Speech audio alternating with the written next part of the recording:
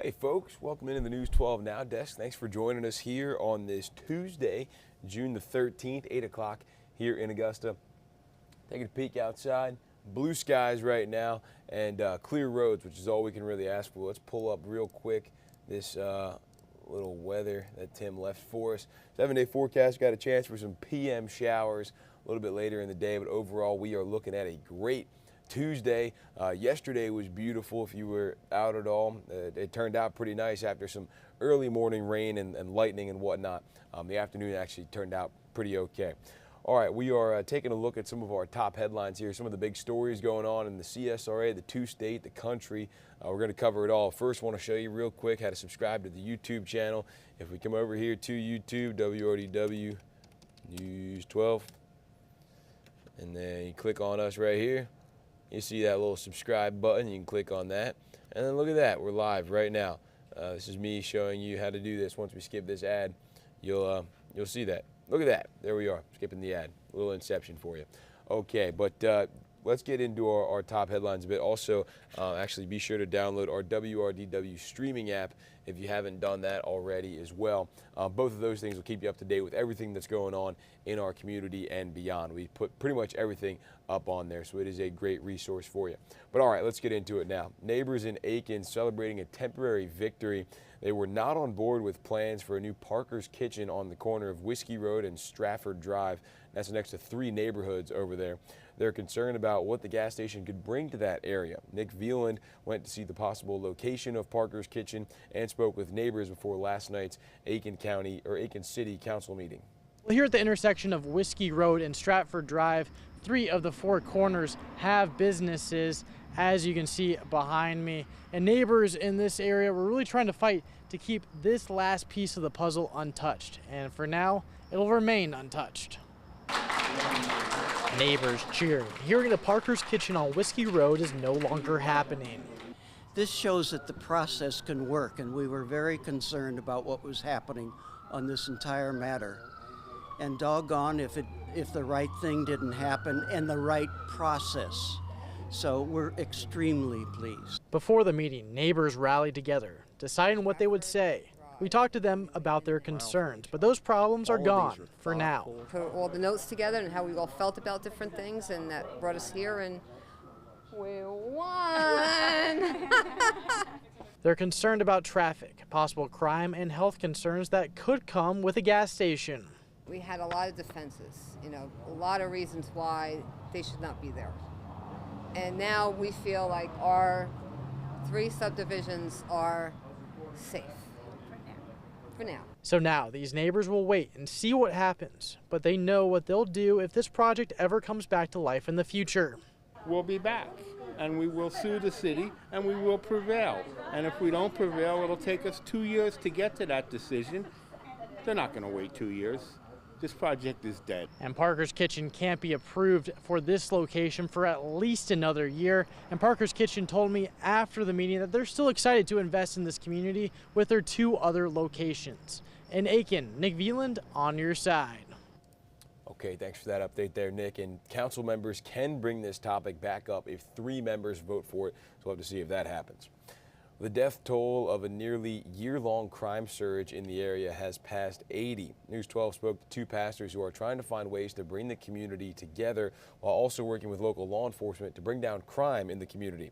From roundtable discussions to rallies, balloon releases, it feels like every weekend now the community is doing something to come together to try to put an end to gun violence before it happens. Balloon releases always seem to happen after the fact. As for getting ahead of the problem, leaders with Community in Action say it's not just about community policing and bringing people together through events and discussions. It's also about building trust with local law enforcement. Yes, we as a community, we need to stand up and take matters in our own hands at times. But the police department also needs to do their job as well. But I know that they do the best that they can. But we have to also make sure that all of our presence are known. If you're gonna preach community policing, there has to be an element of trust between the community and the police department. And there are lots of different groups across the river region working towards that same goal, and these leaders hope one day they can all come together and create a change. But until that happens, they'll continue holding these events. They held a rally last week, but if you missed it, that's okay. They'll be gathering at least once a month, and we have that contact information. You can get involved up on our website, WRDW.com.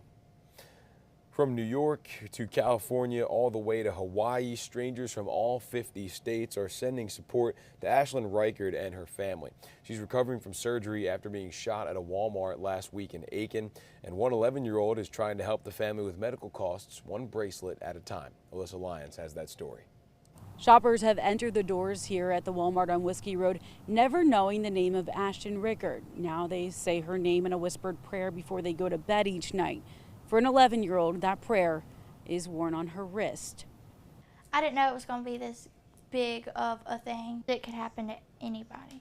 A tether between two strangers. One 11 and sitting in her grandma's kitchen. The other 13 laying in a hospital bed. I immediately said I needed to do something for her because that wasn't right that happened to her. That something was a bracelet. I think it's like how I was blessed today. Hers were purple and blue. From the colors to the final knot. Could really go with anything and know that you're thinking about her. What made you want to start making bracelets for Ashlyn? To help her pay for her medical bills. It turned into a symbol of so much more. Pray about it and God will answer your prayers about anything. The bracelets speaking words until Josie can say them herself. I'm probably going to say, you are amazing, girl. You've been a long way and you have a lot of strength in you and you got this. Now this isn't the first time that Josie Mims has made bracelets. She's made over 1,000, all dedicating money that she's made back to the families who are receiving medical care.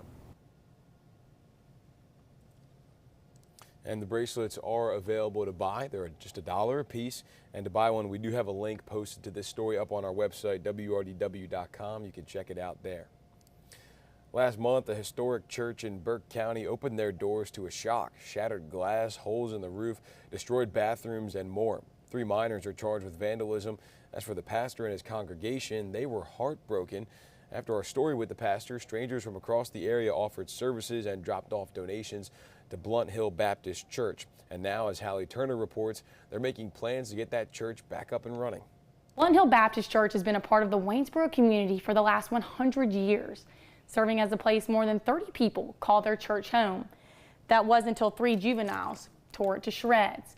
But the pastor says the community is pouring out hands of hope to rebuild, and he's calling them God's angels. Thank you so much. I love y'all. I love y'all. I love y'all. I love it. It's been kind of terrible, but I still ain't let it worry me. Instead, Lewis Williams says he's choosing to see the beauty in between the broken debris scattered throughout his church. Don't put a worry about material things. You can tear down the church, tear down the building. Church was in the heart. Leading him to people like Pat Taylor and Letha Cheney. I saw it on Facebook on the news section. Pat says she, along with those at her church, are ready to dive in to bless others the way God has blessed them. Destroyed. I just couldn't help but feel sad that someone either hasn't been taught or disregards what they have been taught to be reverent of the Lord's house. Williams says many community members continue to give anything from time to money. Love is an action word. Anybody can talk love, but you start showing action, that will show love right there. There is still a lot to do. Broken glass and matches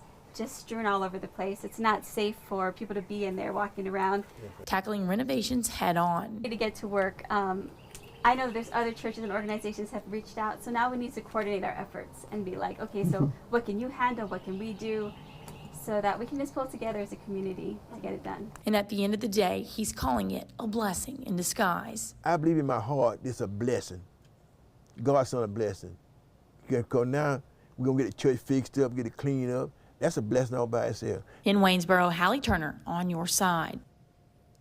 And Reverend Williams says the next step is working with all the organizations that have reached out to him to begin renovations. And if you are interested in helping out, again, we do have a link to the story up on our website, WRDW.com. The Georgia heat will be kicking into gear as we move closer into the summer months now, just a couple days away, about a week away now from the official start of summer. That means cookouts in the backyard, hitting the water. Last year, our I-team told you since the 1990s, drownings among black swimmers have been steadily on the climb. Part of the problem is access to public swimming areas. Now the Family Y of Augusta is starting a program with our local schools to offer classes and lessons for students in kindergarten through 12th grade. Our Will Rio takes a closer look. School is out, summer is starting, which means busy pools, beaches, lakes, and rivers. But at the Family Y of Greater Augusta, they're staying busy, looking to educate your kids on water safety. There's been so many water deaths in our community that are 100% preventable, and we really want to have a positive impact on stopping those. They're ramping up their Safety Around Water program and partnering with the Richmond County school system. Lifeguards go to the kids at the school. Our hope is to really get some sort of safety around water material, whether that's coming into the classroom or just providing some sort of literature for K through 12. Along with swim safety, access to pools in our area is a major concern. We're passionate about children and what they need, and learning to swim is something every child needs. Lynn Carswell and Cindy Griffin created Swim Columbia County. Currently, they say there's not a public facility in their area for kids to learn how to swim. That's just not a list we want to be on. We should be doing better. They say programs like the YMCA's should be expanding into more schools' curriculum. We try really hard in schools to teach kids the skills that they need to survive in life. And I just see swimming as a life skill. In Augusta, Will Rio on your side. Definitely going to be a helpful tool there, especially as we get into summer. A lot of people are going to be out there in those pools, so learning to swim would be a big help. The Garden City is transforming. New murals, sculptures, painted crosswalks popping up all over downtown Augusta. As Emma Ellis explains, there's a growing community push behind the new colorful pieces. If you've ever been walking through downtown Augusta, there's probably been a piece of artwork or two, like this mural behind me, that's caught your eye. But where do these artworks come from, and what do they bring to the community? Around almost any corner you turn in downtown Augusta, a mural, sculpture, or painted traffic box can be found. I think art in public spaces is vital, because otherwise it's the architects and engineers that get to dictate what a place looks like. And it's really the people, the artists that are out here living that are the breathing culture of a city. The art in Augusta is not just a part of the community, but helps to create the community itself. I think it brings us all together, really. I've never felt like more that I'm part of a family here than anywhere else that I've been at. One piece that will catch your eye is the rotating mural, which is repainted by different artists every 100 days. And I thought it would be a really rad opportunity for any artist that's never done a mural before, or that's done 100 murals, to showcase their work in a more public fashion. Another project bringing opportunities for aspiring artists is a mural camp for teens. I think that it's very cool for me to be able to teach these kids things that I didn't learn until that I'm still learning until I was well into my adulthood. And those students value those murals just as much as their teacher.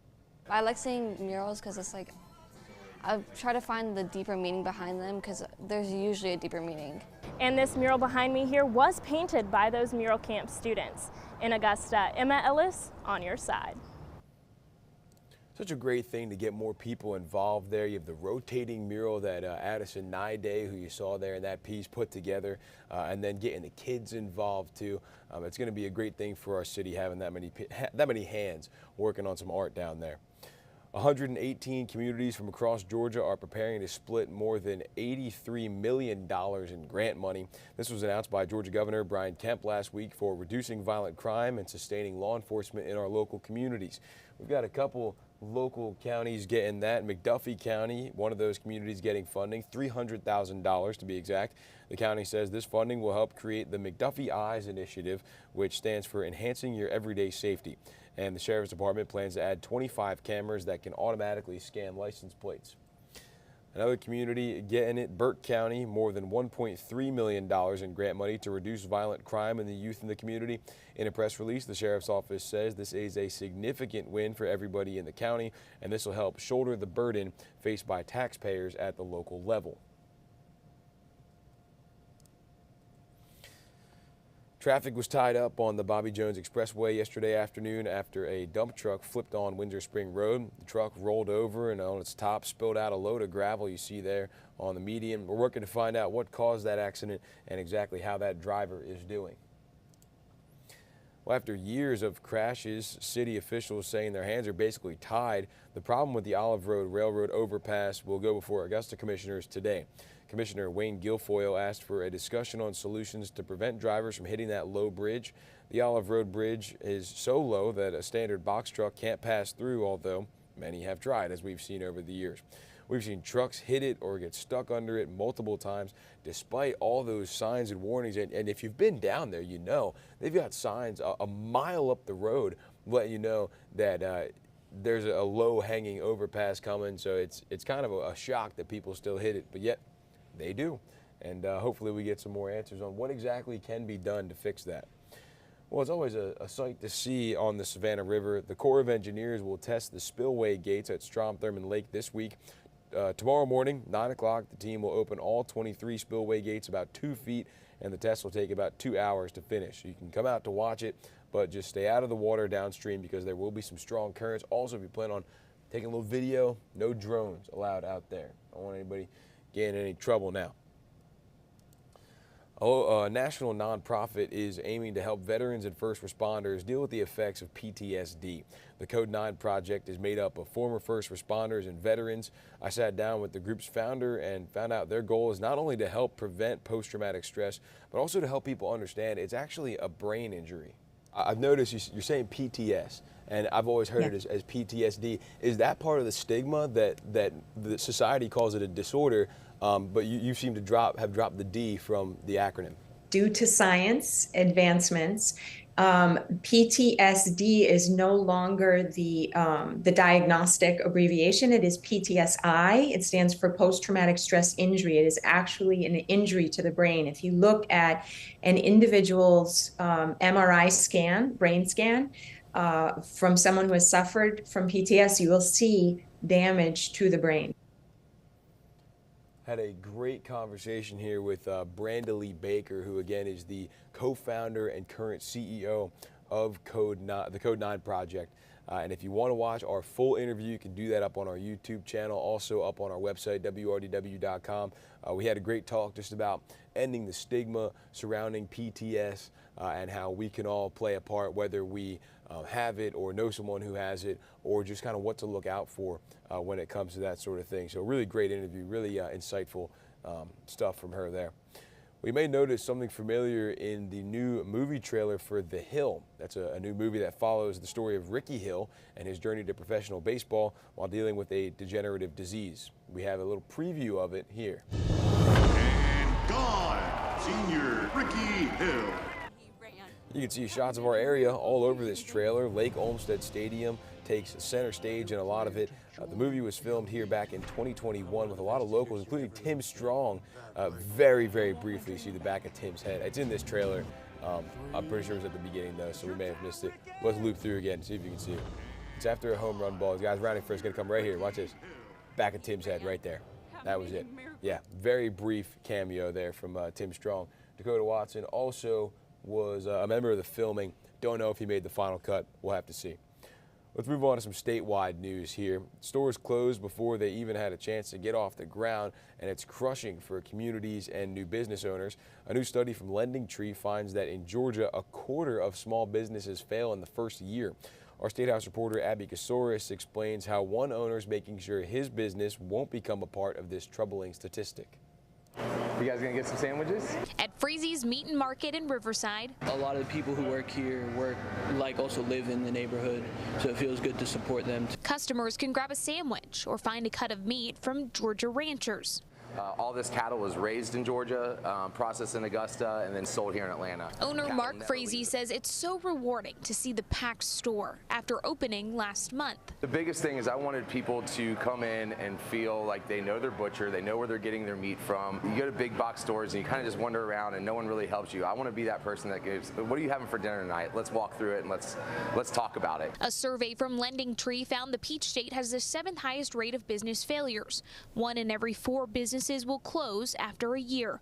More than half will fail in their first 5 years. It's a daunting reality for Frazee. He remembers how hard it was to even get up and running. Getting permitting, it's something that you don't know until you do it, and they don't make it easy. Despite inflation, supply chain issues, and difficulties finding workers, Frazee says he's up for the challenge. He believes people want to support local, which is why his shop sells salsas, honeys, spreads, all made from folks on his block. One of my friends and next door neighbors runs the Power for Pepper company. He has all of these hot sauces, some of the best candied jalapenos you'll ever try in your life. And customers seem to agree. Food and then all the sides they have around here as well from other local vendors. You can truly, it's a taste of the community, if you will. And for small business owners, the study found the keys to success include creating a business plan, asking friends and family for help, and investing in marketing. In Atlanta, I'm Abby Kasouris. In the latest numbers from the Downtown Development Authority, 47 new businesses set up shop in downtown Augusta. That is great to see. Hopefully they can all stick around and continue to grow our community. Former President Donald Trump was in Georgia over the weekend. He hit the campaign trail just a day after the DOJ unsealed the 37-count indictment against him for mishandling documents. He talked to supporters Saturday in Columbus about the federal indictment. Ridiculous and baseless indictment of me by the Biden administration's weaponized Department of Injustice will go down as among the most horrific abuses of power in the history of our country. After speaking in Georgia, the former president made a stop in North Carolina. Today, he is due back in Miami to appear in federal court. Meanwhile, Georgia Governor Brian Kemp is offering some insight into why he didn't go to the state GOP convention this weekend. Here's what he had to say. Not boycott the convention. I just didn't go because the chairman, as you know, was working against the whole statewide ticket last year, and I wasn't going to go and support an event that he was in charge of. The outgoing state GOP chairman, David Schaefer, stepped down because of news that he could face charges this summer. The Fulton County District Attorney's Office is investigating Schaefer for his role as a false elector for Trump in the wake of the 2020 election. Okay. An organization that has helped a lot of families now needs help of its own. Beyond Limits Therapeutic Riding is a horse therapy center in Cartersville focused on children and adults with a variety of needs. As Asia Wilson reports, it's working to get up and running again after a fire. Burnt pieces and caution tape. What used to be our barn held 8 years of memory. Is what's left behind at Beyond Limits Therapeutic Riding after this massive fire on May 25th. Everything that we worked for and saved for to purchase is it. There's nothing left. No horses died and no one was hurt. And you can still smell it after 2.5 weeks. It was the home for 10 horses, 12 stalls, and all of Kimberly Oviedo's equipment for her business, where she served 60 individuals with special needs weekly. We work with children and adults with a multitude of disabilities, anything from cerebral palsy, Down syndrome, autism, post-traumatic stress disorder. Some of these kids are in and out of the hospital all the time. This has struck a personal chord for Iz. It made my heart hurt. Who is 25 years old and has suffered multiple brain surgeries. He counts down sleeps until he gets to ride again. He's been asking me every other day how many sleeps until I get to ride again. For many like Mary Coward's 6-year-old son, this place just means so much to all of us. I mean, it's just changing our kids. This is the only place where their loved ones can be who they are and not be defined by their diagnosis. It's their safe place. It's their place where they can just be free. As the owner says, it will take between $600,000 to $800,000 to rebuild. We really need the community to continue to step up and help us. They hope your help will give hope and life back to their riders, so that these kids can continue in their therapy. And those places are so important. My mom actually used to work at one of those. It was same type of thing. You could ride horses. There's people with special needs go out there and ride horses, and it was all volunteers that helped out. So if you can help, it's a great thing to consider. Roadside technology in Georgia and South Carolina is getting a boost with AI. The company Wrecker Systems says their AI technology adapts to already existing traffic cameras and roadside systems. They say it's like connecting a computer to the roadway infrastructure, analyzing and improving safety data. One use for this AI is finding patterns in traffic congestion. We're in both Georgia and South Carolina, and really it's states like both of those that are leading the way and leveraging artificial intelligence to not only support law enforcement, but make the road safer and travel more efficient. They've already installed the systems in the Atlanta area, and now they're making their way through the rest of Georgia, and they've already hit several cities in South Carolina as well. One woman's been arrested for dancing on top of an Atlanta police patrol car. You can see her climbing up, I think it's the car, there she goes. Yep, right up there on the car, in front of hundreds of people. Police say this happened early Sunday morning in the middle of a busy intersection on Edgewood Avenue. Doesn't seem to regret it too much. And while police tried to clear a large crowd in the street, you saw the woman approach the car and start dancing on it. She faces disorderly conduct charges. We're less than a month from the 4th of July now, and one city in Georgia wants to make sure celebrations keep combat veterans in mind. The Valdosta Fire Department created yard signs for combat veterans. Fireworks can be a trigger for some veterans with PTSD. The yard signs are available for anyone to pick up at a fire station. We want everybody to enjoy the holiday, enjoy fireworks, but also keep in mind that fireworks can induce stress for our combat veterans. We can honor our combat veterans and just remind the community that we want to be mindful of our fireworks as we enjoy the upcoming holidays. Always an important thing to remember around this time of year that, while those fireworks can be fun for us, they can be a big trigger to other people. And Valdosta's Citizen Fire Academy worked with the fire department to create those combat signs for those veterans. Create the signs for the combat veterans, not the combat signs.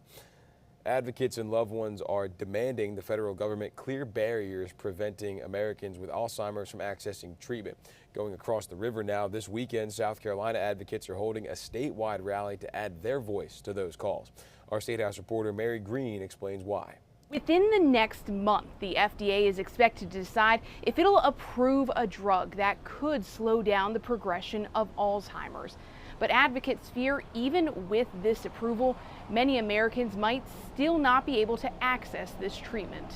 The people who have early stages are asking us to let them and their doctors choose their medical treatment and not bar them from access. Medicare and Medicaid initially said they wouldn't cover the costs of these drugs for all patients, who could then have to pay more than $26,000 a year out of pocket for the treatment. Now Medicare and Medicaid say they will pay for it, but only if doctors take part in a registry that has yet to be rolled out. Advocates say this requirement is an unnecessary barrier blocking access to the drugs, with 2,000 people living with Alzheimer's progressing every day beyond the point where treatments can help them. It could be that some of these medications could help me in the future, but if I don't have access to them, then that's putting me potentially at a disadvantage. In March, nearly 1,000 people rallied for access to Alzheimer's treatment drugs outside the White House. This month, they'll be doing the same in all 50 states, including here in Columbia this weekend. Reporting from the State House, I'm Mary Green. And that statewide rally for access to Alzheimer's treatment will be this Saturday morning in Columbia. It'll happen at Martin Luther King Jr. Park from 10 to 11. Organizers say they expect advocates from all over the state to be there. Okay, an upstate South Carolina brewery is now home of one of the top 3 beers in the world. Christy Way introduces us to Liability Brewing Company and their award-winning beer. It was stiff competition in Nashville at this year's World Beer Cup, but General Manager Kathy Horner was confident. There were 51 countries that competed. Over 10,200 individual beers were entered into, I think it was 111 categories. by about 2,300 different breweries. This category that we were in is the International Light Lager category, and it was the 4th largest category entry-wise. It was a happy ending for Liability Brewery right here in Greenville. We're really proud of the Ultra Secret Enigma, which won the bronze this year with World Beer Cup. We decided to send it because it had had some success in some previous competitions, and it is just by far a staff favorite and a customer favorite. Proving that the Greenville beer scene is growing. I think it really shows the growth and the power that the Greenville beer scene is starting to have, and I think we're now starting to prove that we're as good as any other beer city in the country. But what goes into making an award-winning beer? Head brewer Jared Tuttles says simplicity and consistency are key. Such a simple beer. Barley hops, water, yeast. This beer is just straight Pilsner. So single malt, nothing really crazy about it. I think our attention to detail is one big reason that this beer did well. Crafting beers that everyone can enjoy, even wine and cider fans. Beer is so diverse nowadays that you can pretty much find a beer that most people would want to drink. It's beer. It's supposed to be fun. So go out and enjoy yourself and just, have a pint with a friend. We might have to be making a trip here to Greenville pretty soon, get some award-winning beers. That's pretty awesome. I know they got some great breweries over there. Greenville's a nice up-and-coming city. Really fun to go hang out there. Okay, moving along here. It's known as one of the largest animal rescues of its kind in South Carolina. Last year, 25 Arabian horses were seized from a property in Spartanburg. Now, 1 year later, Anna Arender shows us how those purebreds have recovered. 35 Arabian horses taken from this house off Highway 221 last June. Andrea Durham with Long Ear Rescue was there that day. All 3 were pretty skinny when we got them. And all 3 had never been handled by human. She took in 3 horses, Frank, Sam, and Dean, all starving, dehydrated, and clinging to life. For those first 3 months, we really just focused on feeding them, getting them healthy. As I said, Sam was days away from dying. In the first 30 days too, we discovered they all have EPM, which is a neurological disease, and they get it by ingesting possum, dog, or cat waste. Now all are happy and at a healthy weight, but Durham says they're learning to trust again. For Sam and Frank, it's just being able to stand for the farrier nicely, having their feet trimmed. It's being able to let me groom them or anybody else groom them, being able to halter and walk. We'll never train him to be ridden. Dean, because he's got such a good demeanor, might be trained to be under saddle, but essentially the same thing. Durham says as for their future, all 3 are sanctuary horses, never to be adopted out. Other rescues across the upstate like Creekside and Hollow Creek and Hasty's Haven taking in several horses. Here at Hasty's Haven, they took in Journey and Crew, a mother and daughter pair who were actually in some of the worst conditions. Journey wasn't even 2 years old, and she had a newborn foal, and that was just alarming. She was still a baby herself and just struggling to survive. Kelly says it's been a similar type of recovery for them as well. In their case, they had, heart murmurs and different things that they needed to heal from. Heart murmurs can, become quite elevated from, being starved. So we really had to give them time to let them heal and just be horses. She says in the future, she hopes to adopt them out together. And we will be very picky about, where they go, who they wind up with. So that's my hope. I hope that they get to stay together.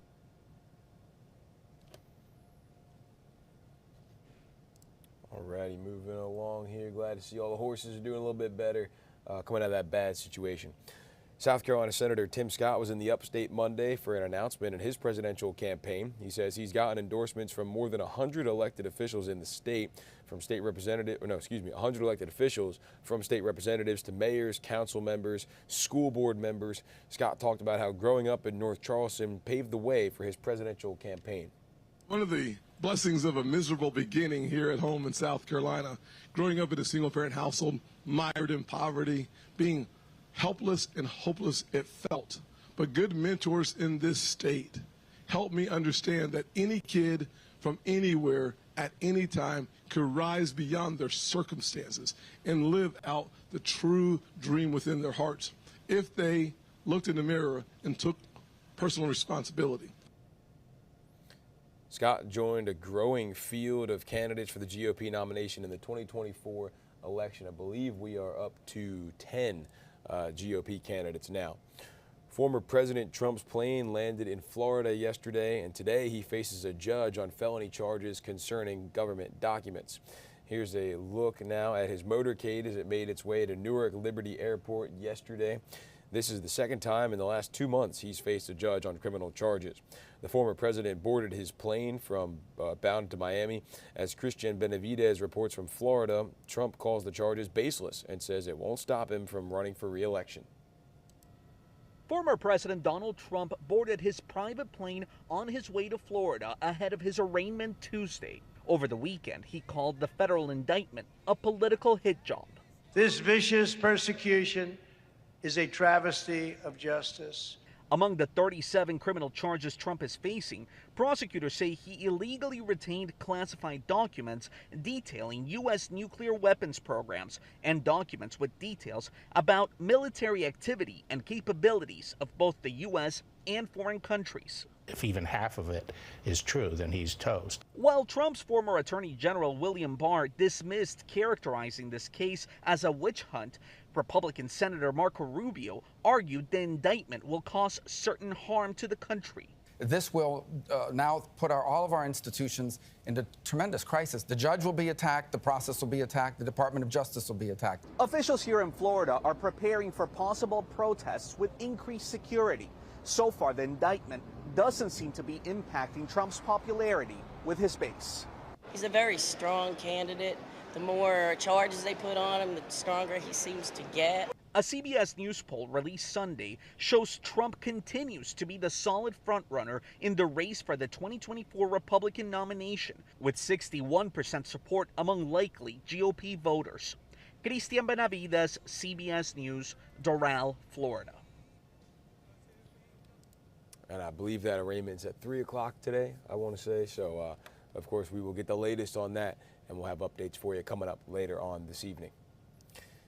Tens of millions of federal student loans borrowers will have to restart payments in October. The Department of Education is clarifying interest will resume September 1st, and that's roughly when the Biden administration says its pandemic pause is set to end unless the Supreme Court rules on a separate loan case. The DOE says it'll reach out to borrowers with more information, and you can check the Federal Student Aid website as well.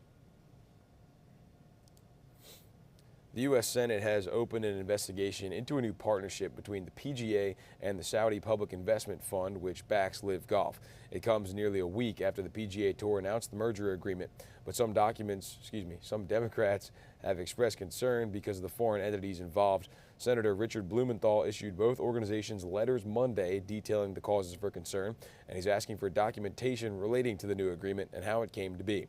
Both the PGA Tour and the Public Investment Fund have until June 26th to hand over that paperwork. Now to a major traffic nightmare for drivers around Philadelphia. As Elaine Quijano tells us, Pennsylvania's governor signed a disaster declaration on Monday following the collapse of part of I-95 on Sunday after a tanker truck explosion. This was the scene just after 6 a.m. Sunday. Oh boy. When a tanker carrying 8,500 gallons of fuel crashed and caught fire in Philadelphia, causing part of Interstate 95 to collapse. The tractor and trailer was trying to navigate the curve, lost control of the vehicle, landed on its side, and ruptured the tank and ignited the fire. Family members identified the driver as Nathan Moody, a father of 3. State police confirmed human remains were found in the wreckage. This video shows the road buckling moments before the northbound lanes crumbled. I just floored it and drove through. Frank Graber took these pictures driving back from the airport. He said he felt the road giving way as he passed through the flames. I felt a drop like a roller coaster, just dropped down. So I was like, well, that wasn't very smart because I could have fell right in the fire. Monday, crews used heavy machinery to start clearing debris. The fire burned so hot, officials say the southbound lanes will also have to be demolished as part of the rebuilding, which could take months. The entire region affected by this will have the full support of the United States Department of Transportation for as long as it takes to get that restored to normal. Roughly 160,000 vehicles use this stretch of I-95 each day. Today, those vehicles had to find alternative routes, leading to snarled traffic and longer commutes. Everyone's just going to have to adjust. We're probably going to have to wake up a little earlier, show up on time.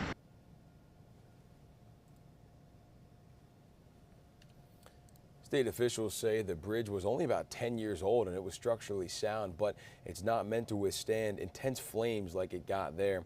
You may remember a similar fire in Atlanta causing part of I-85 to collapse back in 2017. It took crews about 6 weeks to rebuild that one. We're learning more about the incredible survival of 4 young children who survived a plane crash in the Amazon rainforest. The 4 indigenous children managed to survive for 40 days after their plane went down. They range from 11 months old to 13 years old. Colombian Special Forces say at one point during their search, they were within about 100 feet of the kids, but didn't find them right away because the jungle was so dense. Their father says he was confident they were okay. We are indigenous people. I believe in the jungle, which is our mother. And that's why I've always kept the faith and would say that both the jungle and nature have never betrayed me. Colombia's president visited the kids in the hospital over the weekend. At last word, they were hydrated and stabilized. The kids say their mother, who was on the plane with them, survived 4 days before she died. The family is giving the children time they need to recover from the shock of what they've been through. And a rescue dog who was a part of that jungle search is now missing. Wilson hasn't been seen since May 18th. The kids who were rescued say the dog found them at one point and spent a couple days with them. A mission called Operation Hope is underway to find that missing dog. Now to a frightening scene in western New York. One person is dead and nearly a dozen others injured after a tour boat capsized. It happened in an underground cavern in the city of Lockport, which is north of Buffalo. As Tara Lynch tells us, 29 people were on board. Report of a boat that is capsized. First responders raced to the Lockport cave after 911 calls came in just before 11:30 this morning. I came out and witnessed them punching a hole in a wall. A tour boat carrying employees of Niagara County tourism groups capsized at the end of a narrow 300-foot channel, tossing all 29 on board into the water up to 6 feet deep. A day of fun turned into misery. Unfortunately, we did have one fatality in the incident. It is believed for a time that he was initially stuck underneath the capsized boat. America's longest one-of-a-kind underground boat ride. The tour boat has the capacity for 40 passengers. Today, none of the 29 are wearing a life jacket. Some were able to pull themselves on top of the boat. 16 others had to be rescued by emergency crews using an inflatable boat. We had 11 people total taken to area hospitals for minor injuries.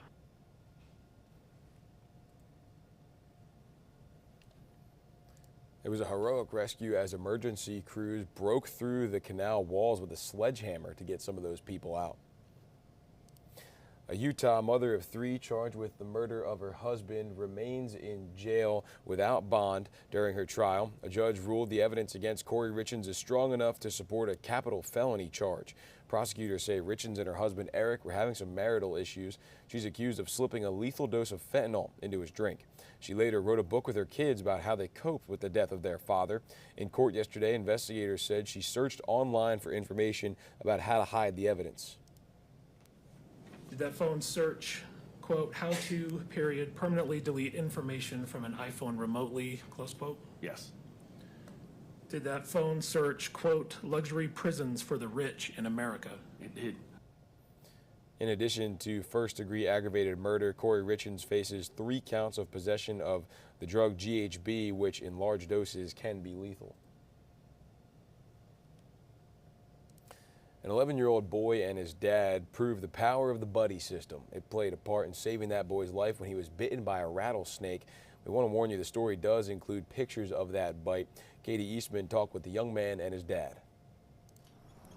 He's an outdoor cat, and yes, he goes on trails a lot. Some 11-year-olds might take a moment like this for granted. Yeah, definitely. But Ethan Vogel knows how quickly this could be taken away. Yeah, I was just worried for my life. We just went out for a nice evening ride around North Table.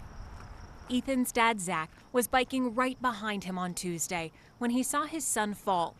The fall didn't hurt, it was what he fell on that did. I just saw a rattlesnake right there, So I was like this, and then I pushed myself up, and then I felt a sting right here. He's hollering, he's like, oh my gosh, and Zach called 911 and kept Ethan calm, knowing the bite was venomous as his son felt the symptoms. I was just scared, really. I didn't want to go. I didn't want to kick the bucket. laying in my arms and saying he's not ready to die. You know, as a dad, it's the last thing you want to hear. That moment didn't last long. Paramedics arrived in 19 minutes. Ethan first went to St. Anthony's and then to the pediatric ICU at Children's Hospital. You almost just faint. Doctors told him he was lucky he wasn't bit in a vein. This is where he fell in the snake, and this is obviously where he was struck right here. And there's actually still 2 venom spots. Ethan is still sore, but not scared to ride again. No. Well, now I know the risks of it. They know how important having a buddy and a phone on the trail can be. You know, he can't wait to get back out. I can't wait to get back out. One tough cookie. Yeah. He's a tough boy.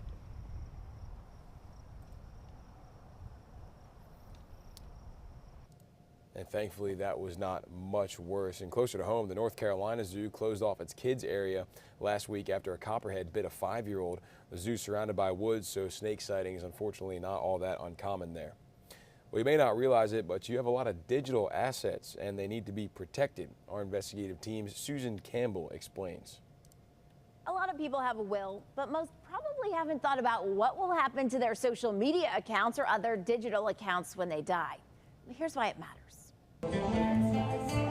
The music on the street, the food, the scenery. Corinna Cook loves Italy. Through her books and Glam Italia tours, she makes a living showing other travelers how to fall in love with it too. Every single day of my life, I'm getting these really gratifying comments from people who will tell me, I bought this book and now I'm in Rome, or I just got back from Italy and we used your books and we did all this stuff. Corinna is the author of 4 books with 2 more in the works. She also has a blog and several social media accounts. She says it's important for her to protect all of these digital assets. For her, that means putting everything into a trust. You don't know what it's going to do down the line. You don't know if it's going to become something tremendous, whether it's blog posts, whether it's your social media. What happens to it, you know, A, if you die, and B, what happens to it if somebody sees this great picture that you took when you were on holiday in Florence and they're like, oh, I'm going to take that and put it in this book. But you don't have to have a career like Corinna's to have digital assets worth preserving and protecting. Digital assets are so much more than people think. Everybody has a digital asset. Like if you just think about everything you do on your computer, your iPad, and your phone, all of that is content.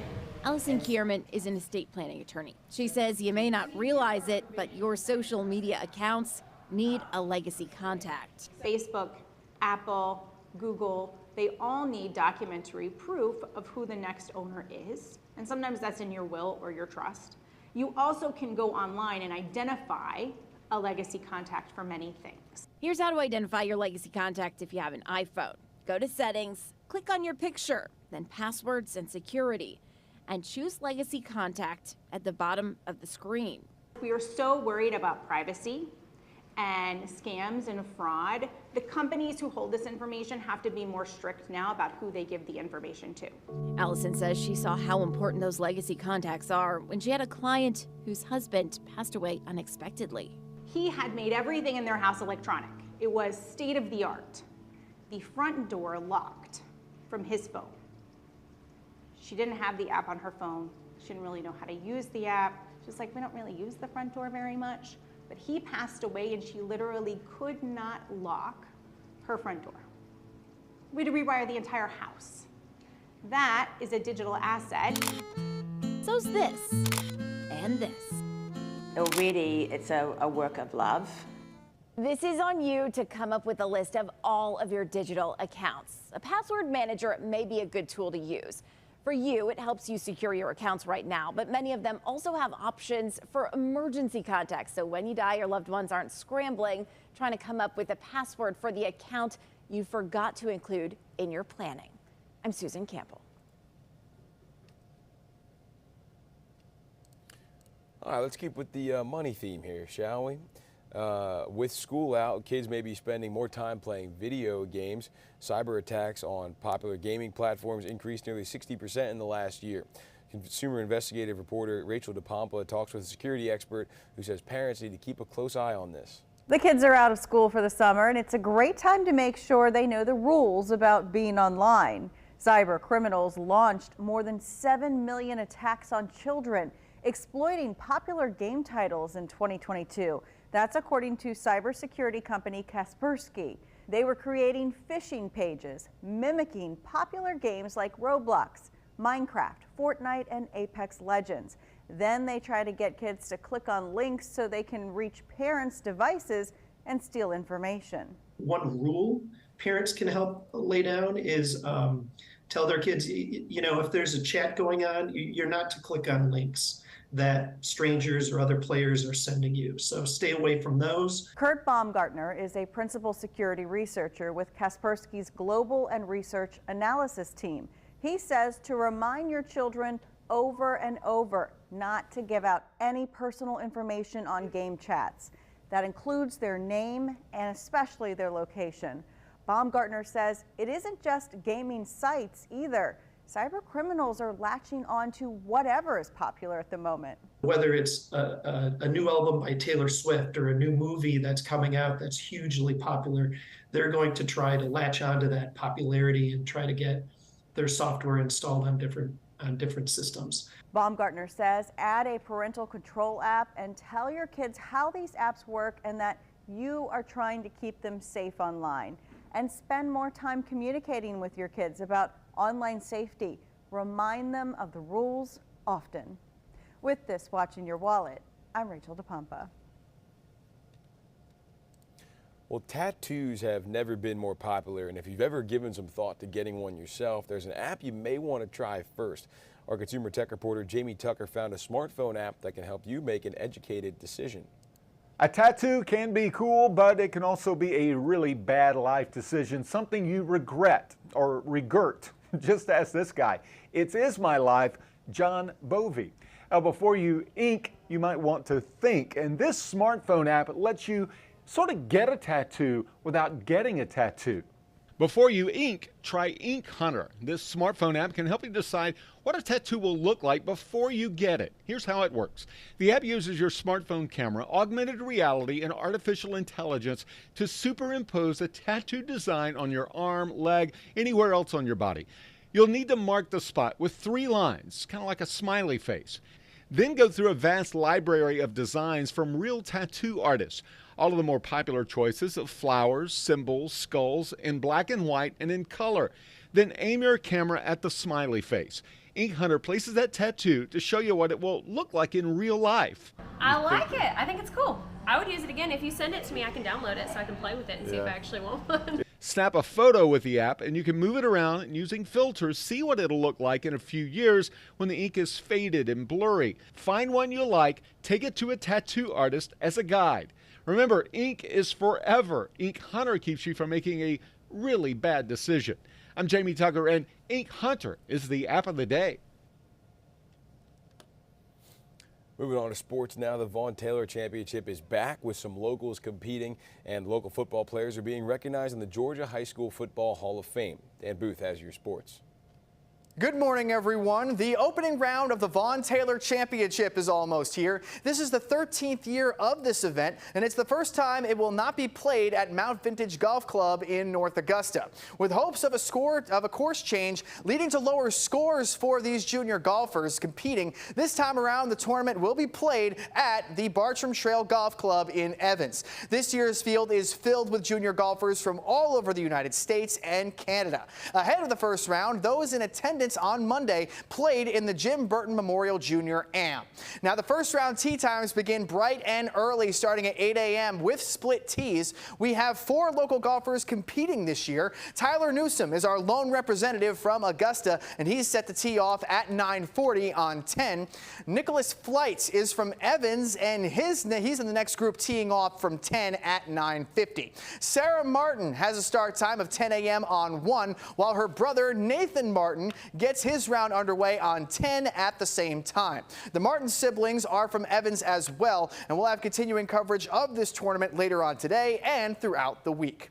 The Georgia High School Football Hall of Fame has announced their inductees for the class of 2023, and a couple of our local legends are being recognized. Thompson High School alum Eddie Lee Ivory is on his way to the Hall. After making his presence felt on the gridiron with the Bulldogs, he took his talents as a physical running back to Georgia Tech. As a senior for the Yellow Jackets, running for over 1,500 yards and finding the end zone 10 times helped him be selected by the Green Bay Packers in the first round of the 1979 NFL Draft. Ivory played 8 seasons for the Packers at Lambeau Field.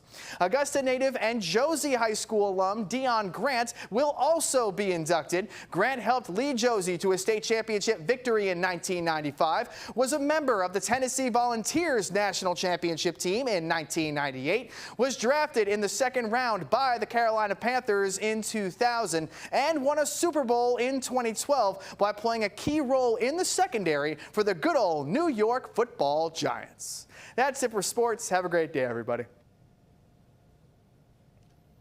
Thanks for that, Dan. Big congrats to all those absolute legends right there. A local children's museum is blasting off into summer with space-themed play dates, but it's more than just a chance to have fun. Our Maria Sellers takes a look. Spaceships, sensory-friendly activities, and even costumes are all features of these play dates at Imagination Station.